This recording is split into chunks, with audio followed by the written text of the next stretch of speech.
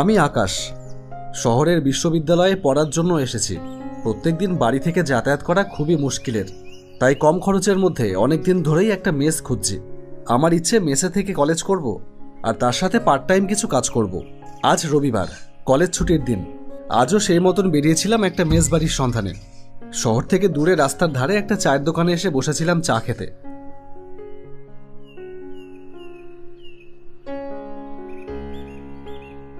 চা খাওয়া শেষ করে চায়ের দোকানদারকে বললাম, বলছি এখানে আশেপাশে কোনো মেস আছে ভাড়া থাকার মতন? মেস তো একটা আছে, কিন্তু অনেক টাকা ভাড়া। না না, আমার একটা কম খরচের মেস দরকার। তাহলে পদ্মপুকুরের পাড়ে পুরনো একটা মেস আছে, অনেক দিনের পুরনো, দেখে পছন্দ হবে না, কিন্তু ওখানে অনেকেই থাকে। কলেজ পড়ুয়ারা, ছোটোখাটো ব্যবসায়ী, অফিসার মানুষ থাকে সেখানে। হ্যাঁ হ্যাঁ, আমার চলবে। আপনি আমাকে ঠিকানাটা বলুন। তাহলে এই নাম্বারটা নাও, নন্দবাবুর সাথে কথা বলে নিও। বলেই লোকটা আমাকে একটা নাম্বারে লেখা কাগজ দিল। আচ্ছা ঠিক আছে, ধন্যবাদ। হ্যালো বন্ধুরা, আজ আমি মেলবেট নামে একটি অ্যাপ সম্পর্কে কথা বলতে চাই, যেটা হচ্ছে সবথেকে বিশ্বস্ত বুকমেকার। পিএসজি এবং সিরিয়া এ এই অ্যাপের স্পন্সর। অন্য অ্যাপের তুলনায় এখানে জেতবার সম্ভাবনা অনেকটাই বেশি। বাংলাদেশ প্রিমিয়ার লিগ চলছে। এটি সমস্ত ক্রিকেট প্রেমীদের জন্য আপনার প্রিয় দলকে সমর্থন করবার দুর্দান্ত সুযোগ। এই অ্যাপে আপনি সমস্ত লাইভ ম্যাচের ফলাফল এবং সেই ম্যাচটি লাইভ দেখতে পারবেন। আপনি স্কোরের ভবিষ্যৎবাণী করে বাজিয়ে ধরতে পারবেন এবং বিএমডব্লিউ গাড়ি, আইফোন, ল্যাপটপ এবং আরো অনেক কিছুর মতো নগদ পুরস্কার জেতবার সুযোগ রয়েছে। এখানে ক্র্যাশ গেম আছে, প্লেন যত উপরে যাবে আপনি তত বেশি টাকা পাবেন। এছাড়াও বিভিন্ন ধরনের গেম রয়েছে, আপনি যা খুশি তাই বেছে নিতে পারেন। আর রেজিস্ট্রেশন করবার সময় আমার দেওয়া প্রোমো কোড পিনজিরা ব্যবহার করে প্রথমবার জমাতে পান 12,000 টাকা পর্যন্ত ও ফ্রি স্পিন। আপনি সহজেই পেটিএম, ব্যাংক, বিকাশ, নগদ, রকেট এবং অন্যান্য সহজ পদ্ধতির মাধ্যমে আপনার জেতা টাকা তুলেও নিতে পারবেন। তাহলে দেরি কিসের? গুগলে যান আর মেলবেট লিখে সার্চ করুন আর প্রথম লিঙ্কে ক্লিক করে রেজিস্টার করুন। আর রেজিস্ট্রেশনের সময় আমার দেওয়া প্রোমো কোড পিনজিরা ব্যবহার করুন এবং বোনাস পান। এই খেলা অভ্যেসে পরিণত হতে পারে, তাই নিজের দায়িত্বে খেলুন। কোনো রকম অর্থ বিনিয়োগ করবার আগে বা ইনভেস্টমেন্ট করবার আগে ভেবেচিন্তে এবং নিজের দায়িত্বে করুন। গাছপালায় ঘেরা একটা পুরনো মেসবাড়ির সামনে এসে দাঁড়ালাম নন্দবাবু আর আমি। মেসটা বেশ পুরনো, কিন্তু কিন্তু কি আপনি থাকবেন না? না থাকলে আগে ভাগে বলে দেন। আসলে এই শহরে এত কমে থাকার জায়গা আর পাবেন না, তাই আপনি না থাকলে অন্য কাউকে। না না, আমি থাকবো।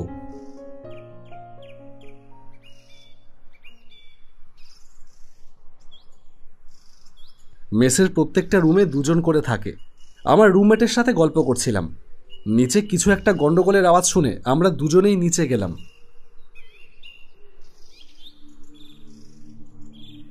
লাগলে আমি ডবল টাকা দেব, কিন্তু আমি একাই থাকবো। তা কি করে হয়? এতদিন তো আপনি আর অবনী একই সাথে ছিলেন, তাহলে হঠাৎ করে কি হলো? আচ্ছা দেখছি কি ব্যবস্থা করা যায়।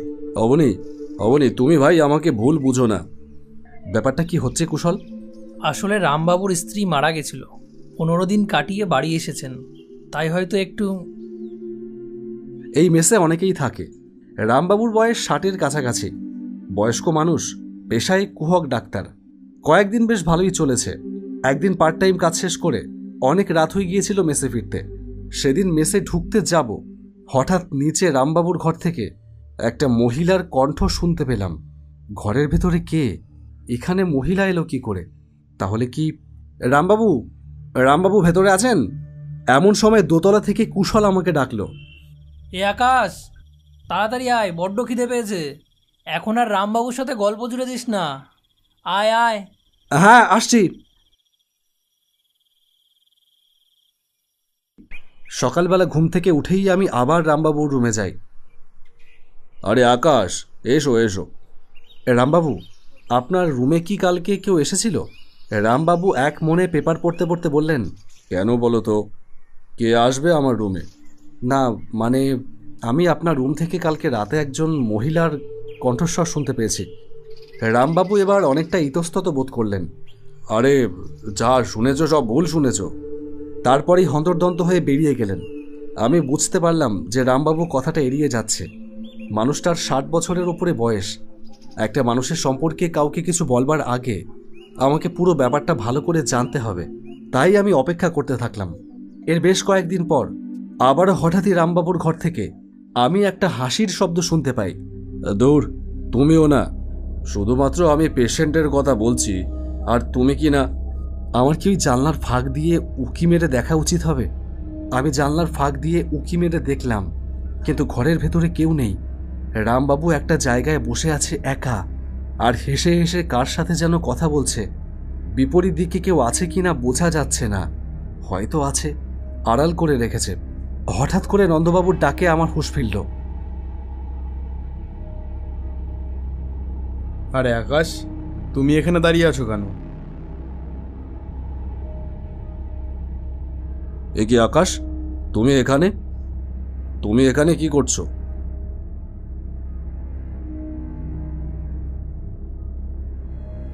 না মানে আমি যাচ্ছিলাম আর কি।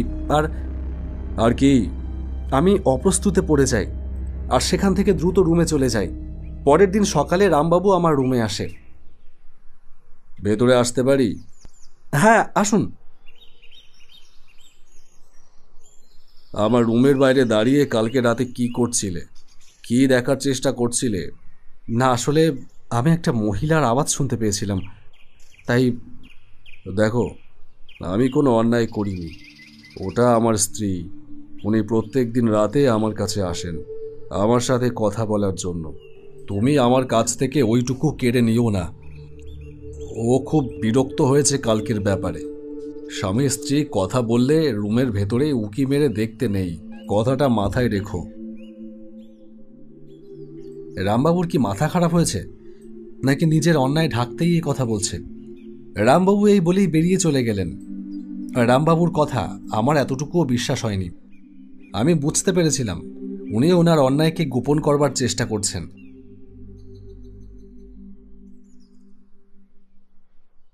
সেই দিনই আমি আমার রুমমেট বন্ধু কুশলকে সবটা বলি।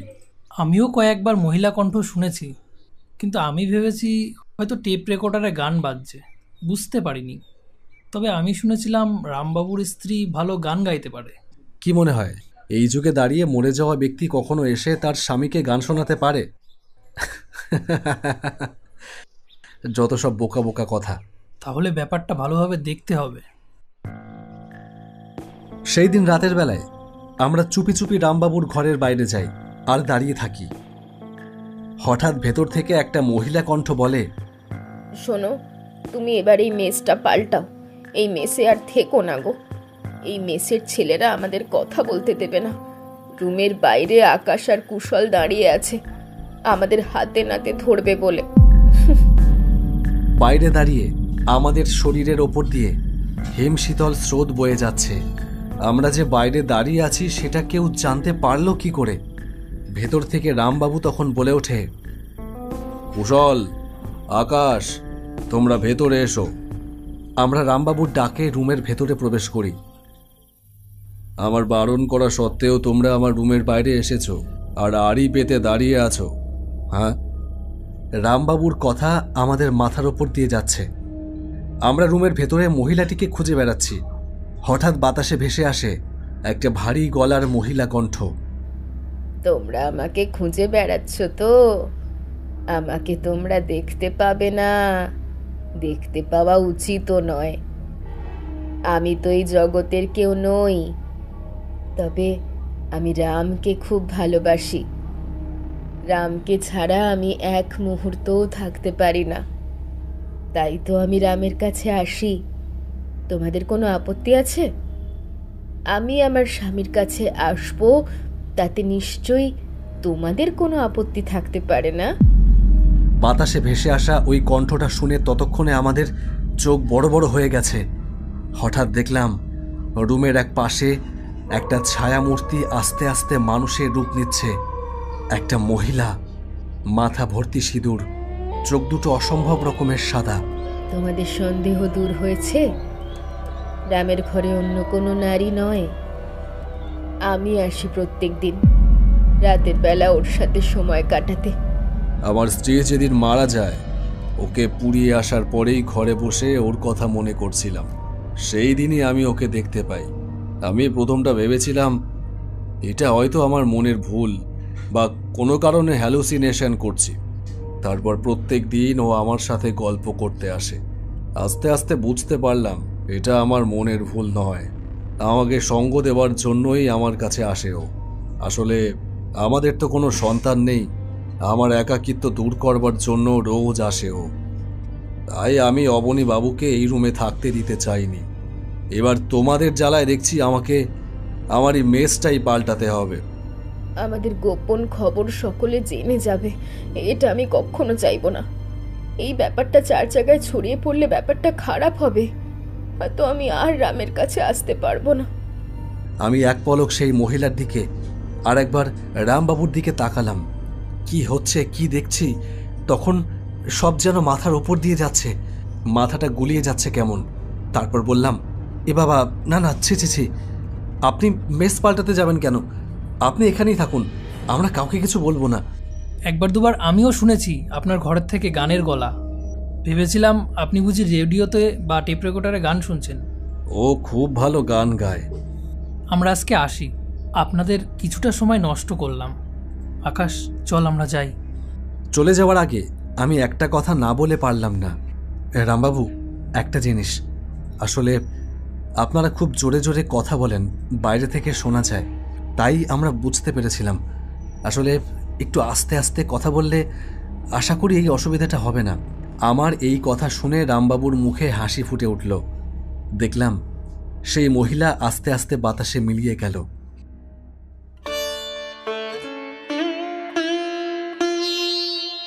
আমরা দুজনেই আমাদের রুমে চলে এলাম। আমরা আজকে এমন একটা ব্যাপারের সাক্ষী রইলাম, যে ব্যাপারটা আমাদের সারা জীবন মনে থাকবে। ভালোবাসা এতই সুন্দর জিনিস, সেটা আগে কখনো বুঝতে পারিনি। রামবাবু আর ওনার স্ত্রীকে দেখে সেটা বুঝতে পারলাম।